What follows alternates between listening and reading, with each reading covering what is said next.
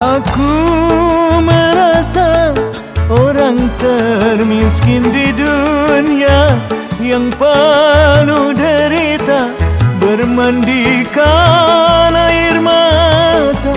Itulah diriku, ku katakan padamu agar engkau tahu siapa aku.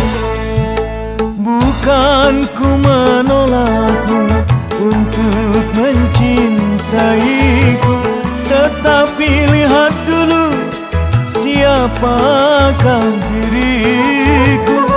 Karena engkau dan aku sungguh jauh berbeda. Kau orang kaya, aku orang tak punya. Sebab